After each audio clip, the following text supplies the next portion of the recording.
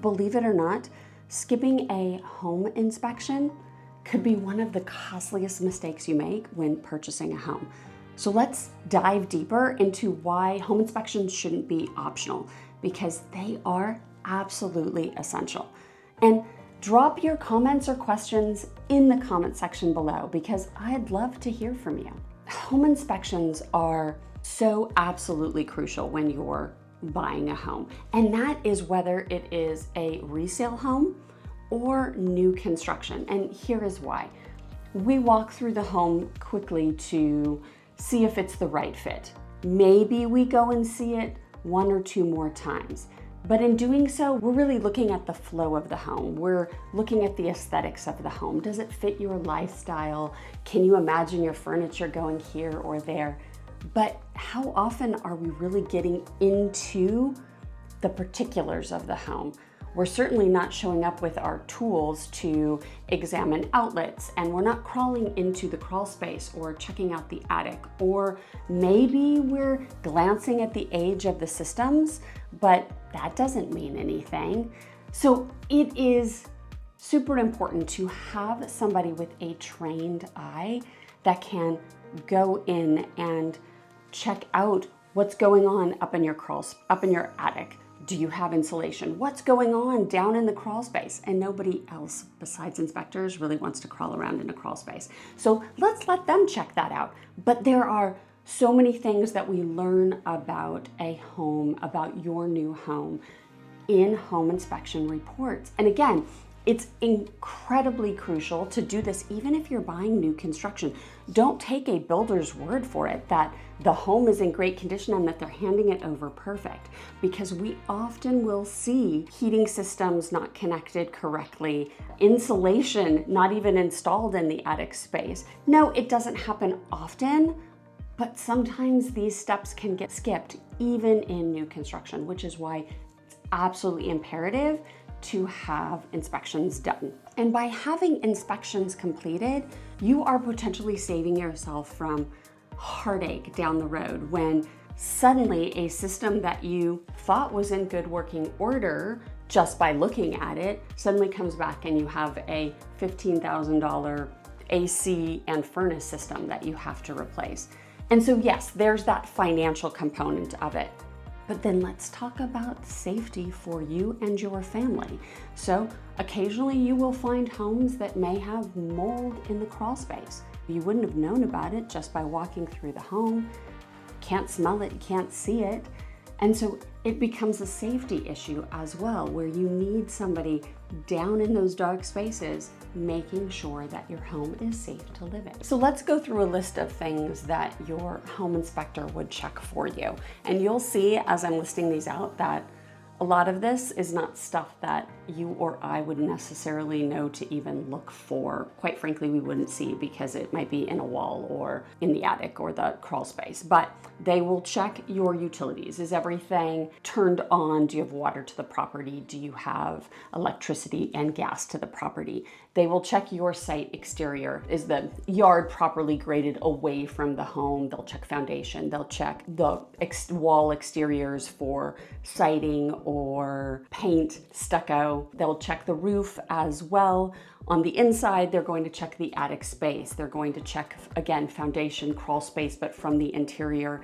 They will walk through, check interior walls for moisture. They have this cool little meter that can read through the wall to see if there is moisture hidden behind your walls, because perhaps you have an upstairs bathroom and it's been leaking for the past several years down the wall. That would be a super big red flag, but they can catch that. They will check your heating and cooling systems.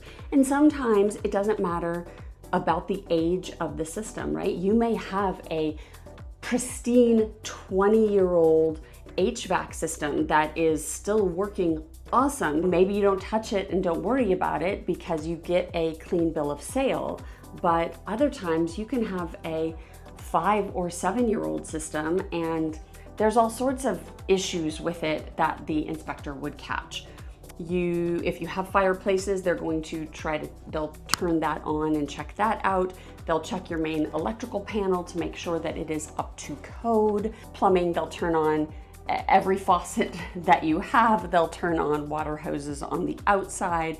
And then they just walk through each bedroom. They're gonna check walls. They're gonna check, are there creaks and such in the flooring, which may raise, alarm to something going on the subfloor, etc. They'll check your laundry room, they'll check your garage. They don't typically check appliances that might be removed. So like your refrigerator, they won't check washer dryers, but they will check your oven, they will check your microwave. So it's a pretty complete look at the home. Now that being said, a general inspector, it's kind of like a general physician. Like they can guide you on just about anything, but they are not a specialist. So oftentimes a general inspector will come in and say, you know what? I have a few questions about the roof. I would then call out a roofing company to do a secondary inspection. Or perhaps there is a question about the 20-year-old HVAC system, in which case they would say, you know what, I would have this serviced and inspected by an HVAC contractor. And so then you would call them out to do the same thing. Water heater might need to be looked at by a plumber in addition to just being looked at by the general inspection. Okay, so let's break down that a little bit further. Let's start with structural integrity. So here you have this beautiful home, and in Boise, most of our homes are built on crawl spaces. That is why it's called a crawl space, because you get in there and you're down on your belly crawling around. I'm totally bad at measurements. Maybe it's 2 feet tall, if that, maybe a little bit more. So you're in there, you're crawling around. This is where your first floor systems are. So you have, or at least the ducting for those systems. So you have a lot of stuff going on in your crawl space. And there will be a vapor barrier that sits on the dirt. So you have dirt, you have this vapor barrier, you have space, and then you have your insulation subfloor, and you're moving on up into the house. So when you're in that crawl space, you want that vapor barrier, it needs to be complete. It needs to be covering all of the dirt. And you don't want to see residual water sitting in there or water pooling, because that can create a different issue. If it's in there and it's sitting stagnant, it can create mold. So that's a big part of why we have inspections here in the Boise area, because we are known for having a high water table. So what that means is that our soil traps in rainwater, water that's coming up from groundwater that's coming up. And if it gets trapped and the vapor barrier if it's there, then that's great. Then it's doing its job. It's keeping the moisture below this vapor barrier, which is where it's supposed to be. However, if there's tears in the vapor barrier, or if you don't have vapor barrier, or let's say that there's some other issue going on, perhaps there's a leak from sprinklers that are seeping in, then the water will pool on top of that plastic vapor barrier. And again, that's where it creates issue. So a really big reason why I cannot overstate the importance of having inspections done when you move to Boise. And while you're down in the crawl space, the inspector will also locate times where perhaps a pony wall or a structural wall may have been spliced incorrectly because they needed to cut through in order to get the ducting to run from one side of your house to another. So there's certain ways to do that, to reinforce, if you do have to make those cuts, to reinforce the foundation or the stability that is there. And when that's not done, then that's when you can get creaking floors, squeaking floors. And again, that's something that they'll call out, but that we won't necessarily be able to see if we're just touring the house on the first level. Moving to the outside, of course, they're going to check the condition of your roof. Either they'll go up and crawl on it, sometimes they'll send drones up. And this is a big thing, because here we have, our roofs take a lot of abuse. Like we get winter weather, so they have snow, and sometimes we'll have hailstorms. I know probably a decade or so ago, there was such a bad hailstorm that half of the Treasure Valley was probably out getting new roofs from their insurance companies because so much damage had been done. And so checking the condition of these roofs, again, super important, because you don't want to purchase a home only to find out that there is a leak or that the roof really needed to be repaired, and that suddenly becomes a $30,000 bill you weren't planning on. They'll also check your rain gutter system. So here in Idaho, we are required to have rain gutters only over spaces where people might be walking. So that leaves a lot of space that can be exposed without rain gutters. So of course, inspectors will always recommend that you have full rain gutters put on the home, but that isn't necessary, and there isn't a code that requires that. But you still want to make sure that where you do have rain gutters, that they are properly installed, that they're working as they should, that they aren't filled with leaves, thus causing water to run down the siding or the stucco and causing unnecessary damage, whether it's cracks in stucco or the water is seeping behind the siding, which can cause other damage like mold and stuff like that. So one of the really important aspects, I think, is having an inspector check the systems. Your HVAC system, your water heater. Again, I think I mentioned this before, it's not really age-based. It is how it was installed, how it's being maintained, and that's a huge part of it. You can have a 20-year-old HVAC system where the owner took meticulous care of it, had it maintained on a regular basis, always was changing out the air filters, and it will work into perpetuity, like it's in great condition. And then on the flip side of that, you can have a homeowner who didn't even know they were supposed to change their air filter, so the system was getting taxed because it got so dirty that it was working so hard in order to create any type of air circulation in the house.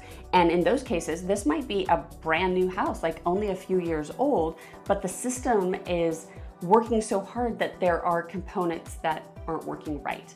And again, that's where it's really important to have somebody come in and check these systems. I know with water heaters, so often there is a pressure tank that sits on top of the water heater. And I don't know what it is, but these go out like every 3 to 5 years. So I will often I'll find that in the report where it says that the pressure tank on the top needs to be replaced. And so they come in and they replace the bladder that's in it that needed the air pressure to, well, quite frankly, I don't know how it all works because I'm not a plumber, but that's one of those things where you want to know that it's in working condition, and if that's a small repair that needs to be done. Going through the house and looking at electrical systems, you'd think that, oh, it's outlets or lights or what have you, but if you have a whole row of outlets that aren't working, don't you want to know that before you buy the house so you don't have to pull an electrician in after and be like, hey, fix this? So having somebody go through and check all your outlets and check your electrical panel to make sure that any work or updates or upgrades to the system were done properly. A lot of times you get these do-it-yourselfers who will go in and add a new circuit or add something to the house and it hasn't been done properly because they weren't licensed, they weren't trained.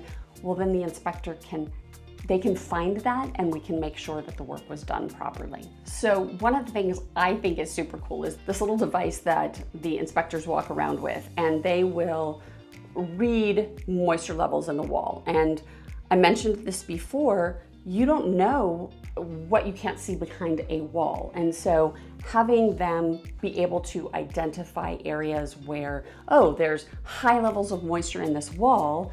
Well, okay, let's find the source. Let's then be able to trace that back so that we know what's going on before we purchase the home and this becomes something, it could even be a deal breaker. Other things that inspectors will notice when they are walking through your home, signs of pest infestation, because certainly you want to move into a pest-free home. They will check the conditions of the windows, so they will go and make sure that every window opens and closes properly. They will be able to identify whether a window has a blown seal.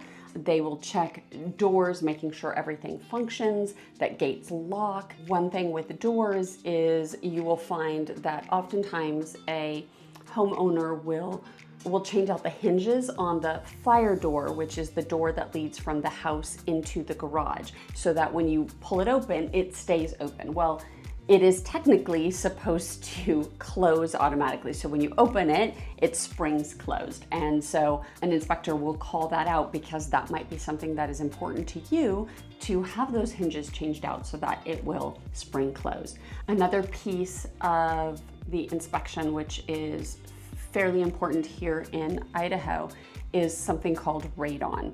And I'm gonna read the actual description because it wasn't something that I was familiar with coming from California. But radon is a radioactive gas that has no smell, color, or taste. It is produced from natural radioactive decay of uranium, which is found in all rocks and soils. Radon escapes from the ground into the air. So no, it's not a super common issue, but when people have basements, walkout basements, daylight basements that are below grade, then they can have a higher propensity to find radon in the air. And there are actually radon reduction systems that can be installed, but it's nice to be able to have the ability to have that air tested, and that usually is a radon testing kit is set up, and then they don't want a lot of movement going on in the house because it's when the air sits still that they can detect it. So they typically don't want people coming and going, doors opening, closing, and such. But it'll take usually 48 hours. So just one more piece that is completed during an inspection that's not part of the typical inspection. You would need to request that in addition. Sometimes, depending on your inspector, sometimes the general inspector can complete that piece, and other times you'll farm it out to a third party. If you're new to my channel, hi, I'm Erica Toffel, Global Real Estate Advisor with Group 1 Sotheby's International Realty. I specialize in helping you relocate to Boise, Idaho, or anywhere in the Treasure Valley. If you have any real estate needs, reach out. My information is on the screen. And if you're watching on your television, you can scan the QR code to contact me directly. So let's touch on another super important piece. It makes sense that on an older home or a resale home, you're going to have an inspection. Okay, goes without saying. However, if you are buying new construction, I still absolutely recommend having an inspection done. And here is why. We have found crawl space with existing water that needed to be remediated. We had to have the builder come back in and put a sump pump in the crawl space in order to push that water out because it had high groundwater. We've had situations where the heating system was connected the wrong way. So on the west side of the house, it was connected to the east side controls and vice versa. So the heating contractor needed to come back and adjust that system so that you could control the east side of the house with the east controller. In other instances, we've had attic spaces that didn't have insulation put in. And some of these I haven't experienced myself. I've seen pictures from the inspectors that I use where they'll be like, hey, Erica, check out what we saw this last time. In other instances, we've had a garbage disposal that wasn't connected to anything. It was just draining out into the crawl space. Oh, a humidifier, a whole house humidifier that wasn't set up properly. It actually was caught in a second inspection, which was done at the 11-month mark.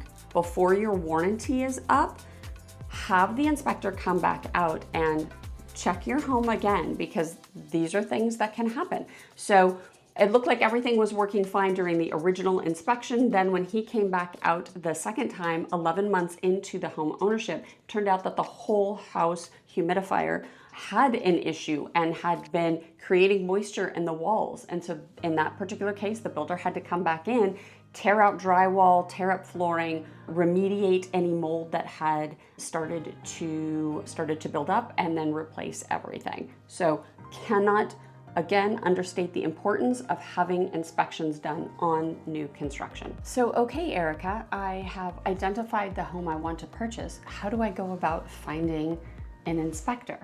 Well, that's where your trusted advisor would come into play, because we have a vetted list of home inspectors that we have used throughout the course of our careers, and we have experience and a rapport with them. And in the state of Idaho, home inspectors aren't required to have any type of license. So they can go out and take classes, but they don't require a license. I like to use those that have certain certifications so that I know that they hold themselves to a higher standard, which I would want for my own home. So that's why I would expect it for yours. So we have a vetted list. I will set it up so that I am able to be present during the inspection. If you're local or if you are in town during the inspection, then you can absolutely attend as well, but oftentimes I'll have out-of-state buyers who aren't able to attend, in which case I go, I hear the summary, the inspector will show me things that need to be identified, but then they'll also take videos so that not only are they sending you a written report, but they're also sending you a video that shows these different items that they may be calling out in the report, because it may be something that you've never heard of, or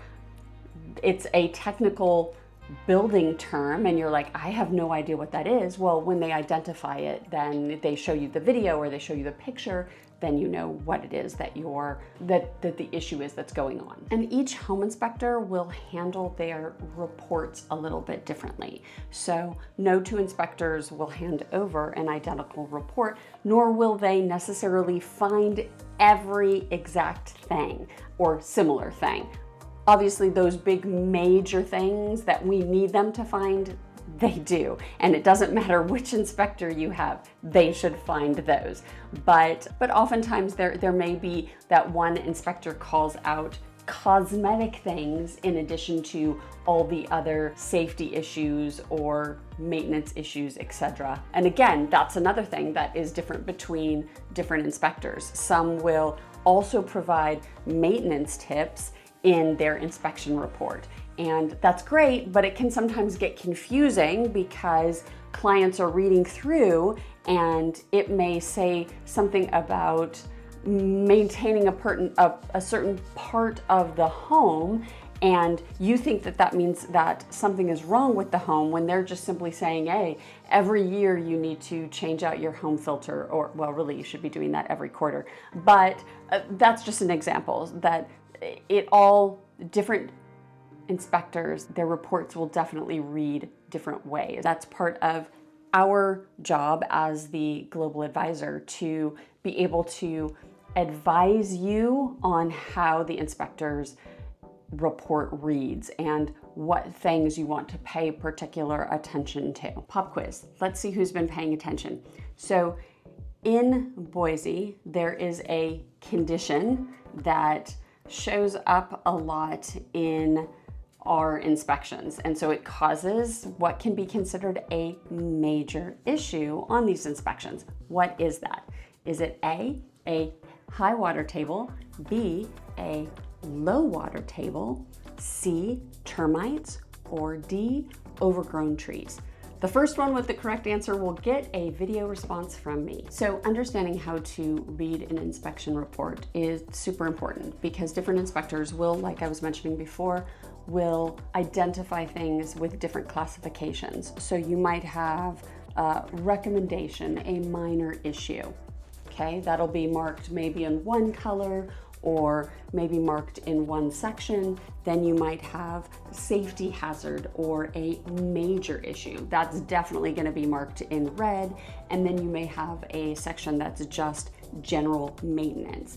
So making sure that you're not confusing the general maintenance items with major issues and safety hazards is one way to prevent a deal from blowing up. Because sometimes a client may read through and see there are 30 things marked as maintenance issues or maybe minor issues, like, oh my gosh, this house is falling apart. And you're like, oh no, those are nothing. Those are super easy fixes that, yes, should get addressed, but maybe don't need to be addressed right away, or maybe it's just marked to how you can maintain your home. But goodness, there's only one safety issue or safety hazard which could be considered a major issue, and that might be as simple as a window with a blown seal, so your home is a little less energy efficient. So not getting caught up with how many items are on the inspection report, but what the importance of them are, and being able to identify those minor issues with those major concerns. So when we're talking about minor issues, your things like carpet needs to be stretched, or perhaps there's trim damage. More major issues would be things like needing your systems serviced or replaced, not working, your roof is damaged, mold is present, water in the crawl space. So there are definitely items that, as you read through, can be identified as like, this needs to be remedied before you move into the home, or some other concession needs to be made. So let's talk for a moment about once you get this report back and you have read through and your advisor and you have talked about some of these major issues. From there, you're going to identify your must-haves, like these have to be fixed before I can move into the home.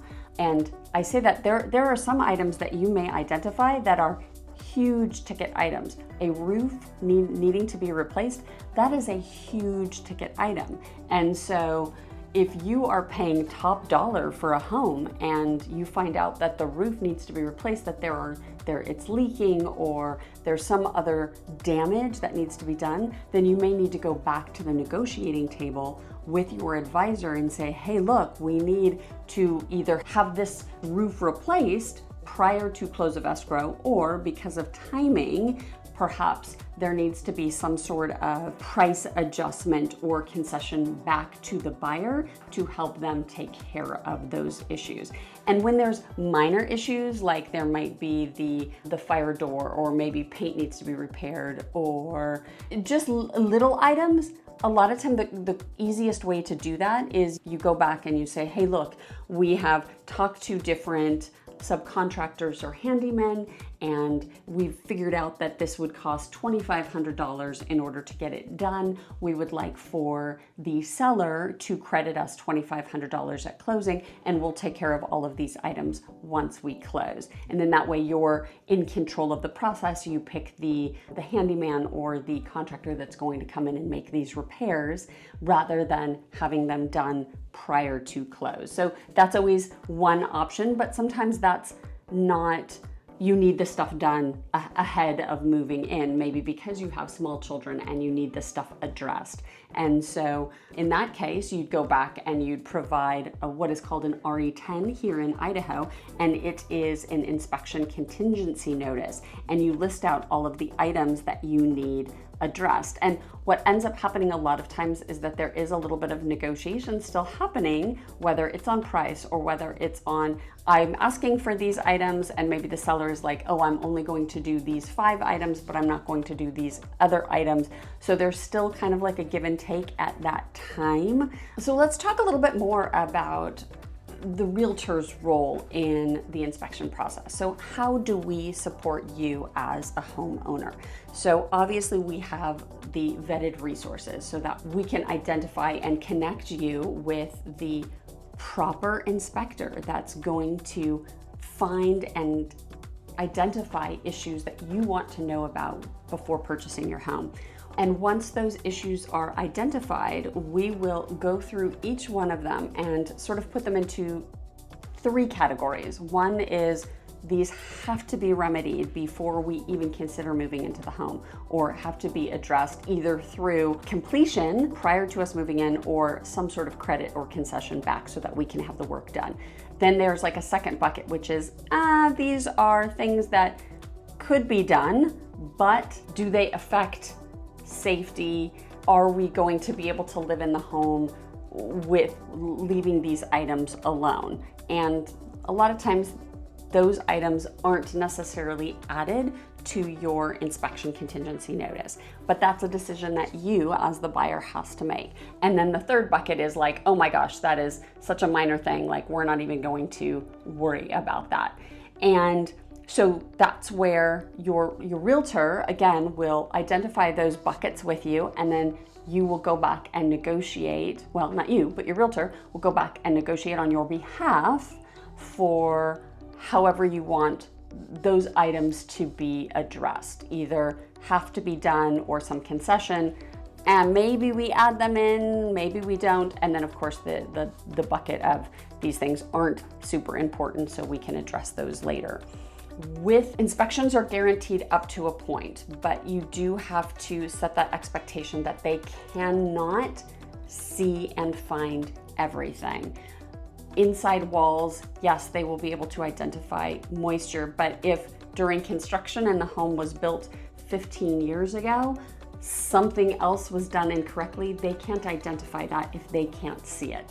But they do find most things because they're up in your attic and they're down in your crawl space, and they are looking at all those little nooks and crannies that we don't necessarily pay attention to because we, again, are looking at the flow and the aesthetics of the house and placing our furniture and do we like the paint color, where they are there to identify those issues that we need to know about. So I find it super beneficial to be present at the inspection, even if my clients can't be. And the reason is because I can walk through the home with the inspector. He can identify those major issues that he found, and I will have a better understanding of how to explain them then to my clients, or what kind of issues we're dealing with, so that when they see this written paper and they're like, oh my goodness, it's saying that there is water in the crawl space. And I'm like, yeah, he pointed it out, like I opened the crawl space and I could see it right there.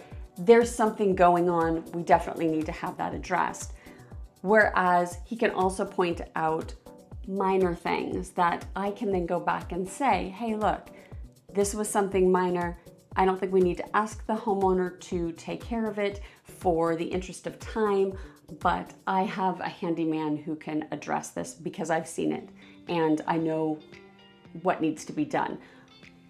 But of course, I always recommend that the buyers be there if they are able to, because it's one more chance for you to go through the home, and while the inspection is being completed, you're measuring for your furniture or you're measuring for your window treatments.